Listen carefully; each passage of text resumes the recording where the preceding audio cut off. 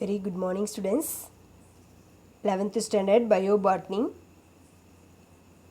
First living world, one part of the classification of organisms. Let's see the new topic. In entire world, the living organism are surrounding and spread out the world in entire places.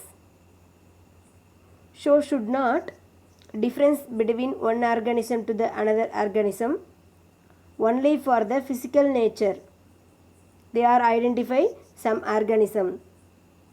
In olden days they are a difficult ones. Now itself they are very easy and understand that classification.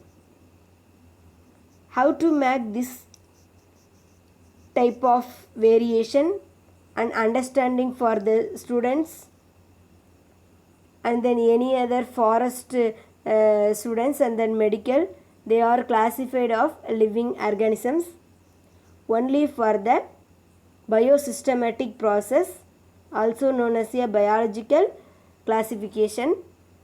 Your topic bioclassification or biosystematic. Let's see the video. For example, you going to any other places surrounding the entire places from in your surrounding. For example, many more animals in their pictures. You see the various type of picture. For example, first two ones are joining one. Second one, இந்த பேரை நான் தனியாக choose பண்ணிக்கிறேன். இவங்க ரெண்டு பேர்த்தையும் இந்த பிளான்ட்டை நான் தனியாக, இந்த ஆர்கானிசத்தை நான் தனியாக கிளாஸிஃபை பண்ணிக்கிறேன். இவங்கெல்லாம் நான் ஒரு பேராக டிசைட் பண்ணுறேன். பட் இவங்க ரெண்டு பேர்த்தையும் ஒரு பேராக நான் டிசைட் பண்ணுறேன். இவங்க மூணு பேர் சேர்த்து ஒரு பேர். இவங்களை நான் தனியாக கிளாஸிஃபை பண்ணியிருக்கேன். பட் இவங்களையும் தனியாக நான் கிளாஸிஃபை பண்ணியிருக்கேன். இந்த ஆர்கானிசம் தனியாக கிளாஸிஃபிகேஷன். இப்போ நான் ஈஸியாக கிளாஸிஃபை பண்ணிட்டேன்.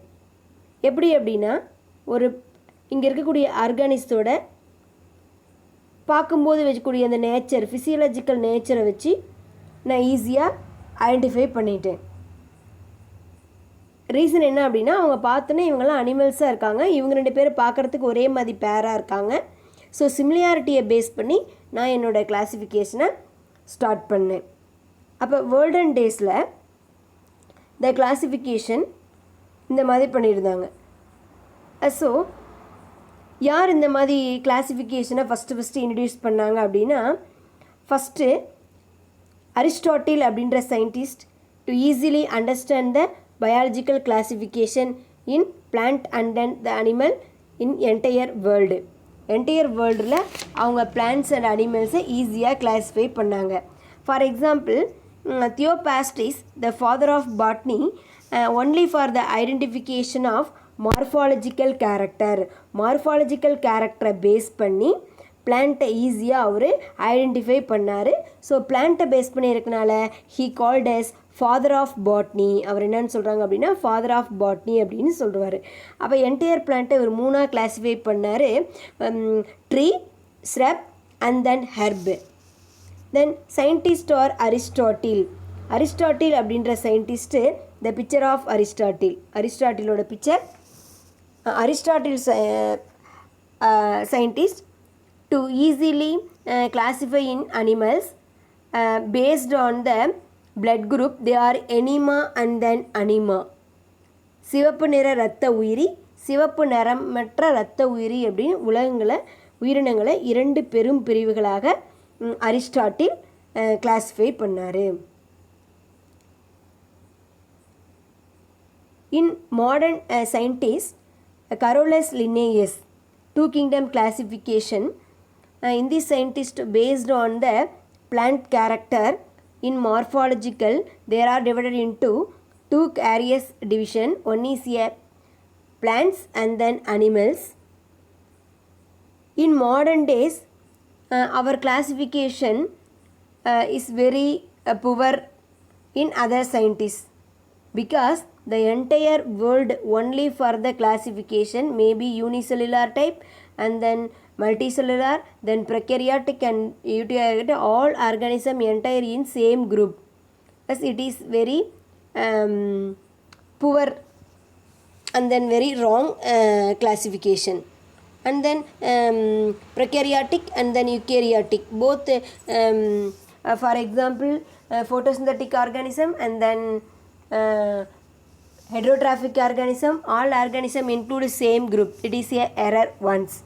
In nowadays the modern technologies used many more scientists, they classified into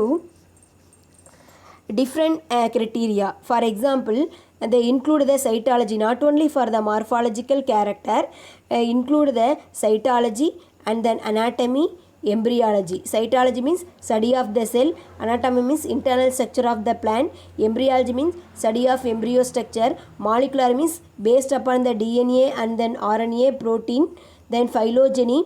Phylogeny means evolutionary character.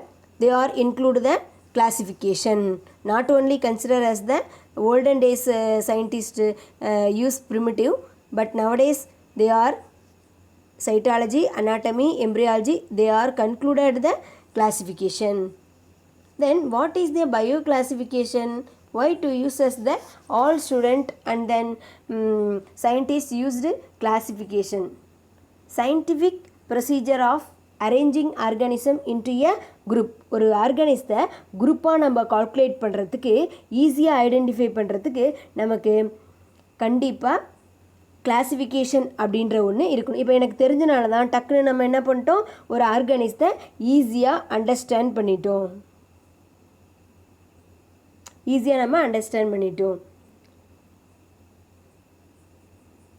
In basic of the similarity and the dissimilarity தெரிஞ்சனால தான் ஈஸியாக சிமிலாரிட்டி அண்ட் த டிஃபினாரிட்டி தெரிஞ்சு கிளாஸிஃபிகேஷன் பண்ணணும். Placing group in order wise of evolutionary classification. எந்த உயிரினம் first வந்துச்சு, எந்த உயிரினம் செகண்ட் வந்துச்சு அப்படின்னு சொல்லி ஐடென்டிஃபை பண்ணுறதுக்கு பயன்படுச்சு. It is also called as a biosystematic. Then what is the important? சரி, இதனால் நமக்கு என்னென்ன யூஸ் இருக்குது? To help to identify the new organism. ஒரு உயிரினத்தை தெரிஞ்சுக்கிறதுக்காக பயன்படுது. ஒரு உயிரினத்தை பற்றி ஐடென்டிஃபிகேஷன் பண்ணுறதுக்கு இது ஒரே குரூப்பாக வைக்கலாமா அல்லது தனித்தனி குரூப்பில் வைக்கலாமா? தென் இது அக்வாட்டிக் அண்ட் தென் டெரஸ்ட்ரியல் அப்படின்னு ஈஸியாக அண்டர்ஸ்டாண்ட் பண்ணுறதுக்கு பயன்படுது. இன் டிஃப்ரெண்ட் குரூப் ஆஃப் வெரைட்டியா help to evolutionary relationship between the organism. உயிரினம் எப்போ தோன்றுச்சு? டெரஸ்ட்ரியல் ஃபஸ்ட்டு தோன்றுச்சா, அக்வாட்டிக் ஃபஸ்ட்டு தோன்றுச்சா, அல்லது டெரஸ்ட்ரியல்லேருந்து அக்வாட்டிக் தோன்றுச்சா, அல்லது அக்வாட்டிக்லேருந்து டெரஸ்ட்ரியல் தோன்றுச்சா அப்படின்றத ஐடென்டிஃபிகேஷன் பண்ணுறதுக்கு கிளாஸிஃபிகேஷன் அப்படின்றது கண்டிப்பாக தேவை. To define organism based on the salient feature, அதை பற்றின தெரிஞ்சுக்கிறதுக்கு பயன்படும். Relationship among different group of organism, வேறு குரூப் ஆஃப் ஆர்கானிசத்தை செப்பரேட் பண்ணி வைக்கிறதுக்கு பயன்படும். To understand the evolutionary relationship. Then classification of living world. For example, the classification of 5 kingdom. In scientists are based in 2 kingdom classification and then now mainly used as a 5 kingdom classification. First starting they are used in 2 kingdom classification. Carolus Linnaeus in the year 1735, the entire organism are divided into only 2 groups. One is a Plantae, another one is a Animaliae. Because in this classification as it is a mistake and then many more error, because they based upon the prokaryotic and then eukaryotic, then photosynthetic and then heterotroph and then autotroph are including same group. In olden days does not consider this group. Afterwards 3 kingdom of classification. 3 kingdom of classification are proposed by Ernst Haeckel in Plantae Animaliae to entire new group Protista. Protista are a unicellular organisms. Afterwards 1956 the Kaplan, the already you know that Plantae Animaliae and then Protista. Fourth one include the Monera. Protista means multicellular, most of uni and multicellular. Monera only for the prokaryotic group. Monera, Protista, Plantae Animaliae. After 1969, the R.H. Whittaker in USA, American scientist, 1965, the entire organism are divided into Monera, Protista, fungi, Plantae and then Animaliae. A new group of fungi include the fourth kingdom of classification. Fourth kingdom classification la new kingdom of fungi introduce பண்ணாரு R.H. Whittaker என்ற அமெரிக்க வகைப்பாட்டியல் வல்லுனர். In this five kingdom classification, the entire world are some different criteria base பண்ணி அவர் வந்து five kingdom கிளாஸிஃபிகேஷனை propose பண்ணார். எந்த மாதிரியான க்ரைட்டீரியாவை base பண்ணார் அப்படின்னா, ஃபைவ் கிங்டம் கிளாஸிஃபிகேஷனில் they most of all include the cell structure, based on the cell structure, and then thallus organization, mode of nutrition, reproduction, then phylogenetic relationship. இந்த கேரக்டரை பேஸ் பண்ணி தான் அவர் கிளாஸிஃபிகேஷன் பண்ணார். செல் structure and then mode of nutrition, cell organization, reproduction, and then phylogenetic relationship. The R.H. Whittaker, the entire world are divided into five kingdom groups. The merits of this group and then demerits of this five kingdom classification. The classification based on the complexity of cell structure, அதோட செல் அமைப்பிலையும் அதோட உடல் வடிவத்திலையும் இந்த வகைப்பாடு ரொம்ப சிக்கலாக இருந்துச்சு. இருந்தாலும் அவர் கரெக்டாக ஐடென்டிஃபிகேஷன் பண்ணி சொன்னார். The entire organism are separate by the nutrition. அவர் சாப்பிடக்கூடிய மெத்தடில் ஆட்டோட்ராஃபிக்கா அல்லது ஹெட்ரோட்ராஃபிக்கா அப்படின்னு தனியாக ஐடென்டிஃபை பண்ணார். ஃபங்கை அப்படிங்கிறது ஆட்டோட்ராஃப் தான், ஃபங்கை அப்படின்றது ஹெட்ரோட்ராஃபு. ஆனால் ஃபங்கைலேருந்து பிளான்ட்டை தனியாக ஐடென்டிஃபிகேஷன் பண்ணார். ஏன்னா அவங்க சாயிலில் க்ரோத் ஆனாலும் அவங்க the lack of the chlorophyll pigment. So depending upon the another organism for the food. So entire fungi divided into different group. Then in various group of organism in phylogenetic relationship based upon the variation, it is a very good merit of classification. Then demerits of the classification, இதோட குறைகள் என்னென்ன? இதில் Monera Protista அப்படின்றதுல வந்து ரெண்டுமே ஆட்டோட்ராஃபு ஹெட்ரோட்ராஃபா அப்படின்றத சேர்த்து ஒன்றா வச்சுருக்காரு. ஒரு செல்வாழ் உள்ள உயிரிகளாக இருந்தாலும் சரி, செல்வாழ் அற்ற உயிரினங்களாக இருந்தாலும் சரி, அவங்க ரெண்டு பேரும் ஒரே மாதிரி செல் சுவரே இல்லைன்னு வச்சுக்கோங்க, அவங்க ரெண்டு பேர்த்தையும் ஒரே இடத்துலையே வச்சுருக்காரு. அப்போ வேறு வேறு பிரிவுகளை ஒரே இடத்துலையே வச்சுருக்கனால இது வந்து ஒரு குறைகளாக அவங்களுக்கு தெரிஞ்சு. அதுக்கு எக்ஸாம்பிள் வந்து புரோட்டிஸ்டாவும் இன்னொரு உயிரினம் வந்து மொனிராவும். தென் வைரஸ் அப்படின்ற ஒன்று இந்த வகைப்பாட்டில் அவர் இன்க்ளூடு பண்ணவே இல்லை. ஸோ இது ஒரு டீமெரிஸ்டாக இந்த கிளாஸிஃபிகேஷனில் இன்க்ளூடு பண்ணுறாங்க. நெக்ஸ்ட்டு ஒன், இந்த ஃபைவ் கிங்டம் சரியில்லாதனால சிக்ஸ் கிங்டம் கிளாஸிஃபிகேஷனை ஃபாலோ பண்ணுறாங்க. Already you that Monera Protista fungi Plantae Animalia five kingdom. Then same Protista fungi Plantae அனிமேலியாவில் Monera one divided into two main category. One is a archibacteria, another one is a eubacteria. Then archibacteria, eubacteria, protista, fungi, plantae, animaliae, six kingdom classification. In this six kingdom classification are Thomas Xavier and then Smith proposed this theory. Then seven kingdom classification are the entire organism are divided into two main group. One is a prokaryota, another one is a eukaryota. How to form the seven kingdom? The entire organism are divided into prokaryota and then eukaryota. Prokaryota include the archibacteria. All unicellular prokaryota include the archibacteria and eubacteria prokaryote group. Then eukaryote means U means true nucleus present in a organism, protozoa, chromista, fungi and then plantae animaliae. They are a 6 kingdom classification. In 1990 the Coral Words and then et al. அவங்க குழுவினர்கள் ஒரு உயிர்களை 3 புலன்களாக வகைப்படுத்தி இருக்காங்க. ஒன்று bacteria, archaea, Eukarya. This is a 3 domain system of the entire world. Students, listen to that 2 kingdom classification. Only for the plant and animalia, Carolus linnaeus. Then 3 kingdom plantae animalia plus protista. Then 4 kingdom classification, plantae animalia, protista, then include the monera. 5 kingdom classification, monera, protista, plantae animalia, then fungi. 6 kingdom classification la monera to divided into archaebacteria and then eubacteria. They are protista, fungi, plantae, animalia. 7 kingdom classification, the entire world are divided into 2 types. One is a prokaryota and then eukaryota. Prokaryota are include archaebacteria, eubacteria. Eukaryota they are divided into protozoa, chromista, fungi, plantae, animalia.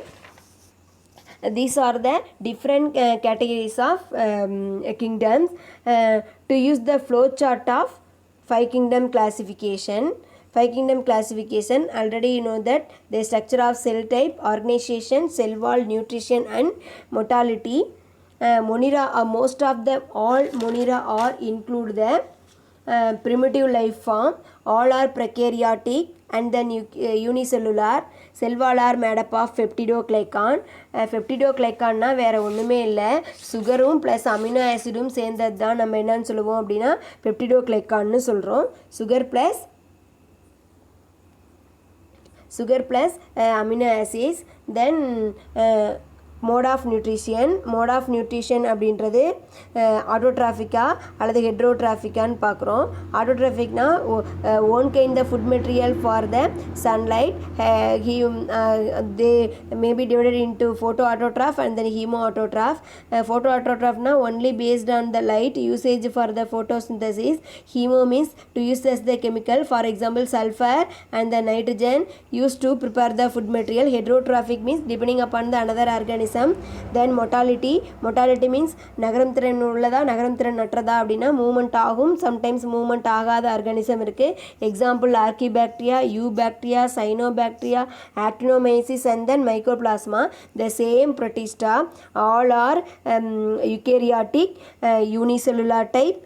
And then presence of made up of cellulose and then absence of others. Sometimes இருக்கக்கூடியதாக இருந்தால் செல்லுலோசால் ஆனது autotrophic மெத்தடில் இருக்குது. நகரம் திறன் உள்ள Protista இருக்குது, நகரம் திறன் அற்றதும் இருக்குது. Then example of the protista. Fungi பாருங்கள், fungi all are a eukaryotic. Multicellular fungi இருக்குது, யூனிசெல்லுலார் ஃபங்கை இருக்குது. இதோட cell wall made up of chitin and then cellulose. Then all fungi are heterotrophic. Sometimes are parasite, sometimes saprophyte, depending upon the another organism for the nutrition. In this depending upon the organism, maybe death organism are the saprophyte, living organism are the parasite. நான் motile இடம் விட்டு இடம் நகராது. Example வந்து mushroom, காளான் இதுக்கு example. தென் பிளான்ட்டே உங்களுக்கு தெரியும் eukaryotic, திசு அண்ட் ஆர்கன் அது உடம்புல இருக்குது. செல்வால் கண்டிப்பாக இருக்குது. கண்டிப்பாக எல்லா பிளான்ட்டுமே ஆட்டோட்ராஃப் தான், இடம் விட்டு இடம் கண்டிப்பாக நகராது. So non motile. Algae, bryophyte, bacteria, gymnosperm, ஆஞ்சியோஸ்பம்னா ஆல் ஃப்ளவரிங் பிளான்ட்ஸ் எல்லாமே இது இன்க்ளூட் ஆகும். இதில் மல்டி செல்லுலார் ஆர்கானிஸ் தான் அதிக அளவில் இருக்குது. அனிமல்ஸில் மல்டி செல்லுலார் அனிமல்ஸ் மட்டும் தான் பார்க்குறோம். இதுவும் கண்டிப்பாக யூகேரியாட்டிக் தான். யூகேரியாட்டிக்னா உனக்கு தெரியும் உண்மையான நியூக்ளியஸ் கொண்ட உயிரினங்கள். இதில் திசு டைப் ஆஃப் ஆர்கன் இருக்குது. செல்வால் கண்டிப்பாக அனிமலுக்கு கிடையாது. அனிமல்ஸ் எல்லாமே ஹெட்ரோட்ராஃபிக் தான். Because the lack of chlorophyll pigment. Mostly motile நகரும் திறன் வாய்ந்தது. எக்ஸாம்பிள் வந்து கடற்பஞ்சிகள், முதுகுநான் உள்ளவை, முதுகெலும்பு உள்ளவை, இவங்க எல்லாம் இந்த 5 கிங்டம் கிளாசிஃபிகேஷன் குரூப். இது தனியாக 5 கிங்டம் கிளாசிஃபிகேஷன் அப்படின்னு சொல்லி 5 மார்க்கில் கேட்கக்கூடிய கொஷின். ஸ்டூடெண்ட்ஸ், இப்போ நம்ம இந்த பிக்சரில் பார்க்குறது ஃபாதர் ஆஃப் பாட்னி, தியோபாஸ்டிஸ். இவர் தான் இந்த என்டையர் பிளான்ட்டை, என்டையர் ஆர்கானிஸை பிளான்ட்டாகவும் அனிமலாகவும் கிளாசிஃபிகேஷன் பண்ணி கொடுத்தாரு. Then the example of 5 kingdom classification, Monera first one. Second one Protista, fungi, plantae, and then Animalia. They are 5 kingdom classification organism. Example இந்த பிக்சரை நல்லா ஐடென்டிஃபை பண்ணிக்கோங்க. அப்போ தான் நீங்கள் படிக்கிற தியரிக்கு ரொம்ப யூஸ்ஃபுல்லாக இருக்கும். Next one new topic bacteria. Bacteria அப்படின்னாவே நமக்கு நன்மையும் செய்யக்கூடிய உயிரி, தீமையும் செய்யக்கூடிய உயிரி அப்படின்னு சொல்லுவோம். ஃப்ரெண்டாகவும் இருக்கும், எனிமியாகவும் இருக்கும். வைரஸ் அப்படின்னாவே நமக்கு நெகட்டிவ் தாட்ஸ் தான், நமக்கு கண்டிப்பாக ஹார்ம்ஃபுல் எஃபெக்ட் மட்டும்தான் பண்ணும். But bacteria they has useful effect and then harmful effect ரெண்டுலேயுமே இன்வால்வ் ஆகும். ஃபார் எக்ஸாம்பிள் நம்ம எல்லா வீட்லேயும் தயிர் நம்ம சாப்பிடுவோம். மார்னிங் டிஃபனாக தோசை இட்லி சாப்பிடுவோம். அப்போ மாவு புளிக்க வைக்கிறதுக்கும் பாலை வந்து தயிராக மாற்றுறதுக்கும் பயன்படக்கூடியது மில்க் இன்ட்டு கர்ட். அதுக்கு ஃபார் எக்ஸாம்பிள் லாக்டோபாசில்லஸ் லாக்டி அப்படின்ற பாக்டீரியா வந்து லாக்டிக் அமிலம், பாலில் உள்ள லாக்டிக் அமிலத்து மூலமாக புளிப்பு சுவையை நமக்கு கொடுக்குது. ஸோ அது வந்து நமக்கு ஒரு யூஸ்ஃபுல்லாக இருக்குது. அதுக்கப்புறம் நமக்கு நிறைய ஃபீவர் வருது, டைஃபாய்டு ஃபீவர்லாம் வருது. இதுவும் பாக்டீரியாவால் ஏற்படக்கூடியது தான். ஃபார் எக்ஸாம்பிள் சால்மோனெல்லா டைஃபி அப்படின்ற பாக்டீரியா நமக்கு வந்து டைஃபாய்டு ஃபீவரை ஏற்படுத்தக்கூடியது. அப்போ நன்மையும் செய்யக்கூடிய பாக்டீரியா இருக்குது, ப்ளஸ் தீமையும் செய்யக்கூடிய பாக்டீரியா நமக்கு இருக்குது. அப்போ நண்பன் அண்டு எதிரி அப்படின்னு சொல்லலாம். பாக்டீரியாவில் இருக்கக்கூடிய எந்தெந்த சயின்டிஸ்ட்டு பாக்டீரியாவில் ரிசர்ச் பண்ணியிருக்காங்கன்னா, bacteria the coin word first C G Ehrenberg to use as the bacteria term word. This bacteria are gram positive and then gram negative in a presence of cell wall absorption of coloring in bacterial cell. Christian Gram first observed the different kind of positive and then negative bacteria. Then David H. Berzzi first addition of bacteria. Then Frederick Griebthaer genetic material of DNA to experiment held on a bacterial plant. Then plasmid, பாக்டீரியாவில் plasmid அப்படின்ற genetic மெட்டீரியலை Joshua Lederberg அப்படின்ற scientist introduce பண்ணார். Bacteria அப்படின்றது most of prokaryotic. மெயினாக bacteria அப்படின்னாவே நீட்டில் question கேட்பாங்க. Prokaryotic, unicellular, unique special bodies all over the entire distribution, only seen in microorganism. The study of bacteria are called as a bacteriology. Bacteria வந்து ஒரு உண்மையான தொல் உட்கரு உயிரி, பிரிமிட்டிவ் டைப்புன்னு சொல்லுவோம். இது வந்து ஒரு செல் உயிரி தான், எல்லா இடங்களிலும் கண்டிப்பாக பரவி காணப்படக்கூடிய ஒரு நுண்ணுயிரி. பாக்டீரியா படிக்கக்கூடிய அந்த அறிவியலுக்கு பெயர் bacterial. Dutch scientist Antonie van Leeuwenhoek தான் 1676 பாக்டீரியாவங்கள ஃபஸ்ட்டு மைக்ரோஸ்கோப்பில் ரிசர்ச் பண்ணார். இது மிகச்சிறிய அனிமல் அப்படின்னு சொல்லி, அனிமல் கியூல்ஸ் அப்படின்னு சொல்லி அந்த காயின் வேர்டை சொல்லி கூப்பிட்டாரு. Then general character of the bacteria. பாக்டீரியாவோட பொது பண்புகள் என்ன அப்படின்னா, பாக்டீரியா ஒரு ப்ரொகேரியாட்டிக் உயிரி அப்படின்னு சொல்லுவாங்க. The lack of nuclear membrane, nuclear மெம்பரேனோ இருக்காது, அதனால் இது ப்ரொகேரியாட்டிக் குரூப்பில் இருக்குது.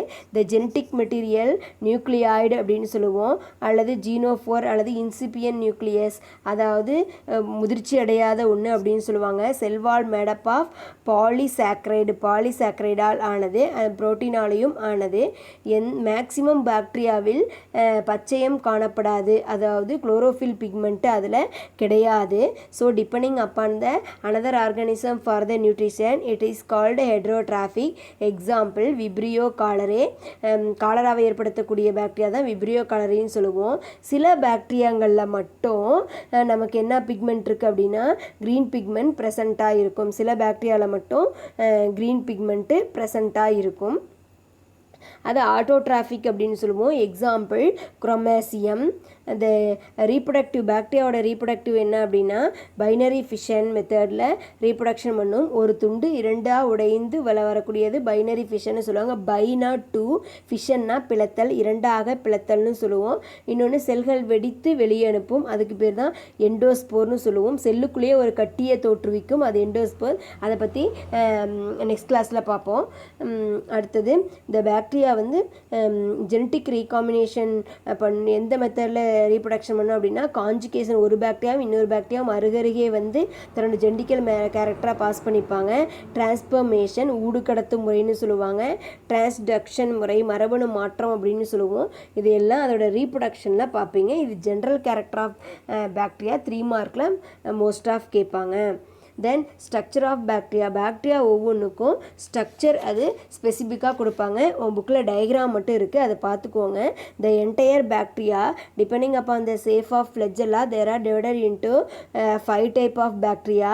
த one bacteria the flagella present in a single site, it is a monotrichous type. The cluster of flagella, நிறைய flagella cluster கொத்தா ஒரே சைடு இருந்துச்சுன்னா அதுக்கு பேர் லோபோட்ரைக்கஸ். The entire body surface of the bacteria peritrichous. The cluster of flagella in a both 2 end is a amphitrichous. நமக்கு arms 2 பக்கம் இருக்குது. அப்போ 2 பக்கம் கொத்தா பாக்டீரியா இருந்தால் அதுக்கு பேர் amphitrichous. The lake of the bacterial cell is a atrichous. The flagell based upon the flagella, last year public question note பண்ணிக்கோங்க. இது the entire base flagella, the bacteria divided into 5 type. Only one flagella in outer surface of the bacteria, monotrichous. The cluster of flagella attach in a only one side lobotrichous. To both side of cluster of flagella attach a amphitrichous. The entire cell surface flagella are present in peritrichous. Lake of the flagellum it is a atrichous or absence of trichous. The bacteria are divided into 4 type. One is a coccus type. Another one ஈஸியாக ரவுண்டாக இருந்துச்சுன்னா அதுக்கு பேர் காக்கஸ்னு சொல்லுவோம். பாக்ஸாக இருந்துச்சுன்னா bacillus. And then Vibrio comma மாதிரி போட்டோம்னா விப்ரியோ. அதுக்கப்புறம் ஸ்ப்ரிங் மாதிரி வந்துச்சுன்னா ஸ்பைரல் ஷேப்னு சொல்லுவோம். அந்த காக்கஸே 2 இருந்துச்சுன்னா டிப்ளோ காக்கஸ். 4 இருந்துச்சுன்னா டெட்ரா காக்கஸ். ஒரே மாதிரி ஈவனாக அரேஞ்ச்மெண்ட்ஸ்னா அதுக்கு பேர் சர்ஷினே அப்படின்னு சொல்லுவோம். செயின் மாதிரி இருந்துச்சுன்னா அதுக்கு பேர் ஸ்டெப்சோ காக்கஸ்ன்னு டிவைட் பண்ணுறோம். பேசில்லஸ்க்கும் அப்படி தான் 2 டைப் ஆஃப் இருந்துச்சுன்னா டிப்ளோ பேசில்லை. 4 ஷேப் பேசிலன்ஸ் இருந்துன்னா டெட்ரா பேசில்லை அப்படின்னு சொல்லுவோம். செயின் வடிவத்தில் இருந்துச்சுன்னா அதுக்கு பேர் டெப்ட்ரோ பேசில்லை அப்படின்னு சொல்லி டிவைட் பண்ணுவோம். The entire bacteria divided into 4 type. Coccus, bacilli, vibrio, spirillum. The based upon the flagella, the bacteria are divided into 5 group. Monotrichous, lobotrichous, amphitrichous, peritrichous and then atrichous. Next one, structure of the bacterial cell.